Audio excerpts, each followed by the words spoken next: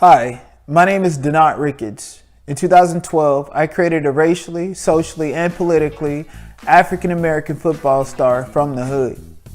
In my copywritten executive summary, treatment, movie script, television script, and artwork, Blake Jenkins is described as the Fresh Prince as a football star blending both realms, meaning we took the lower class and the high class and put it together in one football program. Does that sound familiar? Yeah, my materials were stolen and turned into a television series entitled All American. My materials were stolen by Greg Berlanti, his husband Robbie Rogers, and April Blair, all white people. These three people got together and colluded to induce Spencer Paysinger, a Joe Blow nobody, into an alleged life rights agreement that remains valueless to this day. From the likes of Spencer Paysinger, Daniel Israel, to Rob Hardy and the current showrunner, black people were strategically put on work-for-hire contracts to conceal the material fact that CBS Studios, specifically its diversity and casting department, had my material since as early as 2013. Congrats to Nkechi Carell. She's a Nigerian American and the current showrunner for All American. Rosewood was one of my favorite series, next to Empire, of course. And while it is indisputable that her resume is far greater than mine, that does not discount the fact that the expression driving All-American was set forth in tangible form long before Warner Brothers hired her as a staff writer onto the series. Once I complained about this issue, April Blair, the white woman who claims to have created All-American, then stepped down from the showrunner's duty and responsibility due to personal reasons.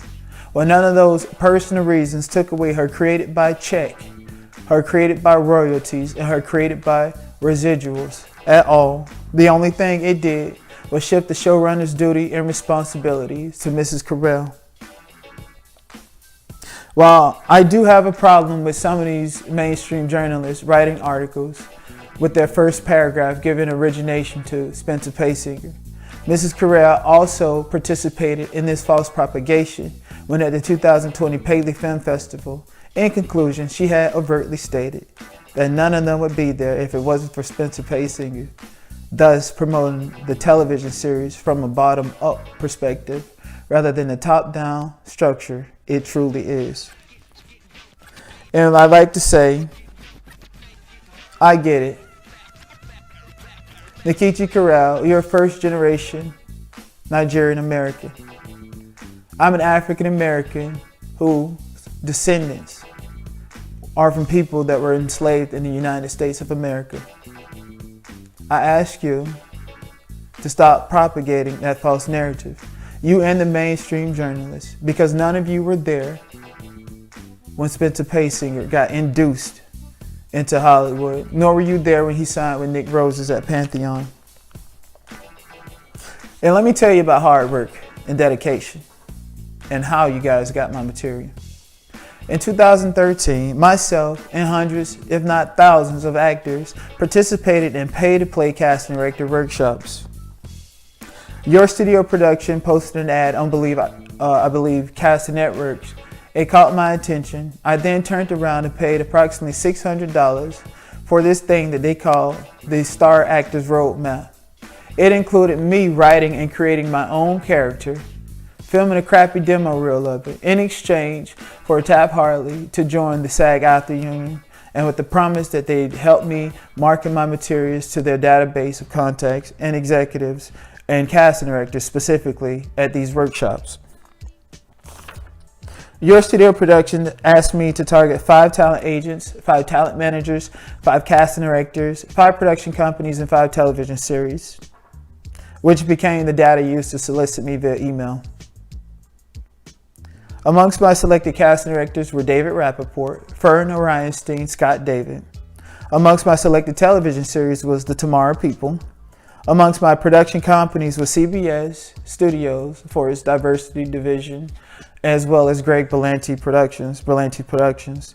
Basically, most people that were the industry guests at Your Studio Productions had some dealings with CBS Studios, given the fact that CBS Studios was located less than 100 feet across the street from Your Studio Productions. Let's make that very clear. And the biggest problem with this is in 2009, California Governor Newsom enacted Assembly Bill 1319, the Talent Scheme Prevention Act. An expert witness went to criminal court and testified that pay-to-play casting director workshops were in fact paid job interviews and created a false promise of opportunity for desperate actors and writers. So in July 2013, I was solicited by Your Studio Productions for this fantastic 2-week workshop hosted by none other than Fern Orienstein, the head of diversity in CBS Studios Diversity Showcase. During the first week, I raised my hand and I said, how do I get my own TV show? I was met with venom. I felt bullied, intimidated, harassed, and I felt as if I had no chance to make it in Hollywood unless I let this white woman treat me any type of way. Nevertheless, because I had paid for those workshops under the provisions that it was non-refundable, I did what I came there to do, and that was to show off some black talent and to pitch my materials for my own TV show. She did in fact take my materials, and I do believe she took them because all those white actors in there saw how bad she treated me, so what was she gonna do? In addition to that, she did provide words of encouragement, told us how awesome it was to be a casting director, how it's her job to look for talent and discover people, and how she enjoyed doing it. Told us to keep trying. If we had any marketing materials, we can mail it to her.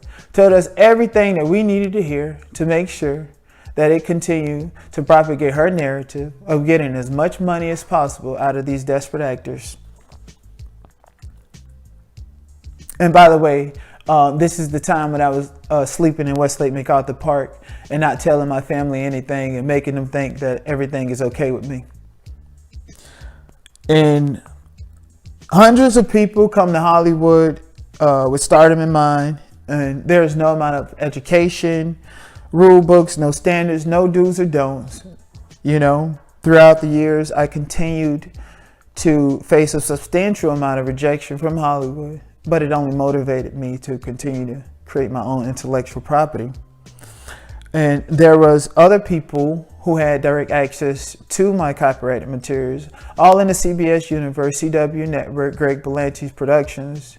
It's a big conglomerate. Therefore, I did not provide my materials to no white people for free, but under the circumstances of attempting to make and enforce contractual agreements, which was commenced with the illegal selling of a job interview in a fake dream. Now, Mr. Berlanti, I did in fact audition for Chuck Clayton, a football star whose father is the coach of the team, twice in early September 2016. Now, word on the curb is you had already booked that part, and although I did not get that role, the only reason I went to those auditions is because I saw opportunity where it did not yet exist. Also, Mr. Berlanti, in early January 2017, while on the Warner Brothers lot at an unrelated audition, I did stop by your bungalow and provide your assistant a postcard and let them know that Blake's World Tunnel Vision was in post-production. I believe Greg Berlanti and executives in CBS Studios transferred my materials to his husband, Robbie Rogers. Fact is, Berlanti's production was already, and I quote, developing TV projects after a storied athletic career prior to Dan March meeting Robbie Rogers for coffee in January 2017. And it's amazing that with Robbie Rogers' undeniable access to capital, the only TV project about a storied athletic career he's managed to put into fruition thus far is All American. Well, nevertheless, I wish him the best. Perhaps he and CAA can come out on top when he develops his own authentic expression about a soccer star. Now, Dan March and Spencer Paysinger may have discussed ideas all night long and then transferred some of those ideas to Greg Berlanti and Robbie Rogers. But the fact is, All American is not based on Spencer Pasinger's life story, but it's based on my 2013 creation. Let's fact check. At the 2018 Paley Film Festival, Spencer Paysinger stated that his dealings started with couch conversations. And let me tell you, in Hollywood, when you say multiple times, like 4 or 5 times in under a minute, that your dealings with the television series and powerful producers started with couch conversations, buddy, people are going to think that you may have exchanged some sexual favors for contracts in Hollywood. So I don't know how good Mr. Paysinger is at what he do, nor do I care. But I do know for a fact that he was not a star in high school. He was not a star player in high school. He was not a star player in college. In fact, he was lucky to be traded as a free agent to the New York Giants in 2011. Subsequently traded more times than JT O'Sullivan, watched televisions, watched movies on his free time, complained about body aches, and then booted straight out the NFL after playing 3 sorry games with the Carolina Panthers in December 2017. It's crazy because had Greg Berlanti and Robbie Rogers used, maybe the same exact expression about a soccer star, or had Greg Berlanti and Robbie Rogers secured a valid life rights agreement from somebody like, Cameron Newton, Michael Vick, Randy Moss, Marshawn Lynch, Colin Kaepernick, an actual football star with a track record of having compassionate ties to their own communities before the series was greenlit, then, they probably have a valid claim of origination. I mean, Spencer Paysinger went from a life rights agreement to a consulting agreement and then a co-producer agreement right before the series transferred from CW to Netflix. And must I mind you, this is the same time where public knowledge was that the series was facing cancellation due to low ratings and whatnot. So you mean to tell me this guy has transitioned through 3 contracts and got more money at a time when the series was a market failure? Why do you need to continue to add him into all of these contracts? And why do you need to continue to give him more money? That seems very fishy. Anyways, and the crazy thing about it is 2 years later in April 2020, Spencer Paysinger does an interview referring to himself as the creator of All American, trying to say that he created All American in 2013. And this is years after he already found out when I created Blake's World in 2013. And then he seemed extremely zealous about taking his little co-star role and wanting the network in the studio to make it a reoccurring character. Well, I have 2 issues with that. Number one, that little tiny role that you did get just because you're a do-boy on the set, there's a lot of actors who were depending on that to pay their bills. People that go to acting classes and pay their dues in Hollywood. Not people that have couch conversations. These are people with real lives, real problems, and a real passion for the craft.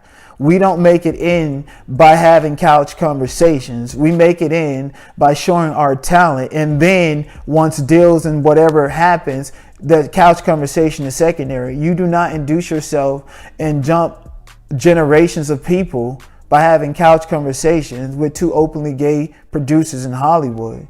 That's dead wrong. All of that seems very fishy. Now, I'm not saying that Mr. Paysinger did anything. All I'm saying is that the circumstances seem quite off. So here's the thing. Besides the general idea of football, attending Beverly Hills High, and being from Crenshaw, the only thing Spencer Paysinger has in common with Spencer James is that they both are opportunists looking for backup plans. Spencer Paysinger, sir, you have shot yourself in the leg just like Plexico. Now, white silence is violence, but black silence is homicide. We as a people, as an African Americans, will agree that 2020 has taught us to be more resilient and fearless when it comes to systemic injustices. In the end, I hope that everyone can have some integrity about this all. And yes, Mr. Rob Hardy, I knew that Rainforest Film was struck with the shareholders' lawsuit and subsequently dissolved. Will Packer has moved on to become a household name. Now, you did your thing with the quad. Please understand that my dealings with you was principled on the fact that I'm a young black man and you're a black gatekeeper. You understand what I'm saying? But no, you took the grittier portions of my material, claimed it as your own to help April Blair write the pilot script and do everything for the pilot under a director contract, executive producer contract, and copyright holder for All American. You stole from me, buddy. And don't get it twisted, I'm not a fool, bro. Just like Sylvester Stallone, I came to break into Hollywood by creating my own franchise premised on an African American football star from the hood. My approach was, in fact, principled on self-reliance and hard work, even if it meant using the actor's niche to make pitches at unrelated auditions. So the people are gagging. I'm going to just let you know that right now. And I demand proper credit and compensation for All American. I demand safe passage through your conglomerates. And I demand you to reply to the WGA West Committee of Black Writers, who demanded opportunity and economic growth for the next generation of African American writers, and for you to create a memorandum of understanding with African American people in compliance with Governor Newsom's answers to systemic racism set forth in Assembly Bill 3121, a task force to study and develop reparations proposal for African Americans with a special consideration for African Americans who are descendants of persons enslaved in the United States of America. Now, the All Americans lead actor Daniel Israel, the showrunner Nikita Carrera, or the countless other blacks making a wave in Hollywood fit this bill. It's amazing that many states and even the federal constitution protect immigrants. People who haven't had a clue about the real American. People who in Africa watch American television to shape their vision of what America is like, while the African Americans who are descendants of people enslaved in the United States can tell you an authentic story of what it's like to be real black in America. Anyways, Hollywood can't escape this bill by propagating this false sense of diversity with these narratives while excluding African Americans from telling our own stories. And because black people do not own power lines, antenna, nor satellites, Hollywood and its machine is owned by a select group of people whose descendants did in fact take part in economic disparity, as well as the mental and institutionalized racism against African Americans, the men in particular. We may have equality, but to be equitable is a new narrative.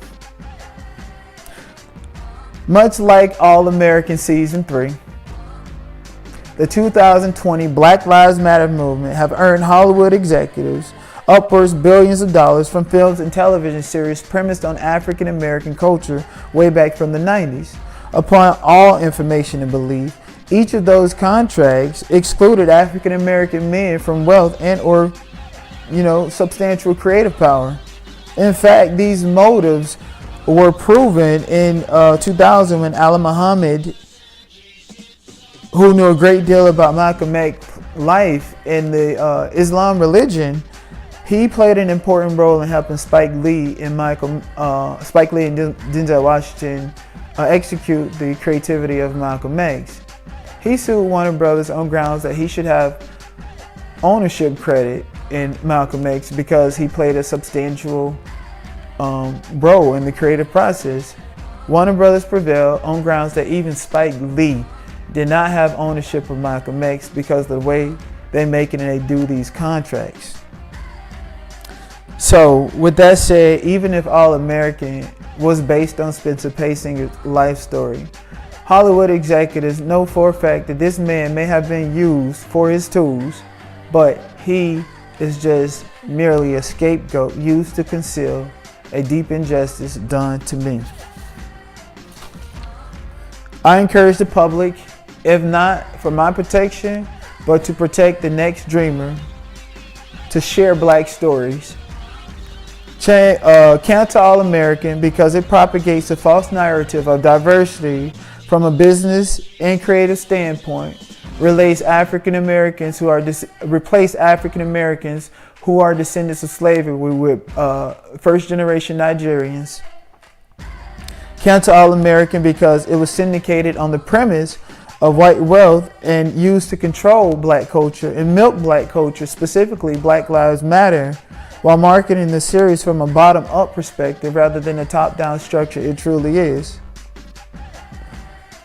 Count to All American because the lead actor is a black British man, dude. He cannot speak for African Americans who are descendants of people enslaved in the United States. He's already publicly acknowledged that he does not connect to the benchmark of the entire series and has referred to all of these black elements and these important social issues, these issues that have haunted African Americans for decades and years. He referred to it as buzzy things. Like, he cannot speak for us. Why? First of all, and I love her to death, Mrs. Leah Daniels Butler. I have a reason to believe that this woman knows 20 actors off the top of her head who could have played Spencer James. The network in the studio went out of their way to get a black British person across the sea, paid for an expensive flight, had to show for him his housing, paying for his housing, paying all of his money and doing all of these unnecessary things rather than hiring an actual African American to portray that character. But obviously they don't like black men with any signature power or any creative power, and that is the problem. Count to All American because they diluted my materials, squeezed all greatness from the story being told while conclusively telling you, the black audience, the consumer, the one that's buying into this show, that the only way to make it out of the hood to the other side of America is if somebody from the white neighborhood comes and invite you from the kindness of their heart and maybe even on an illegal basis. Here's the thing. There's not a single soul that can make me hate. Understand that.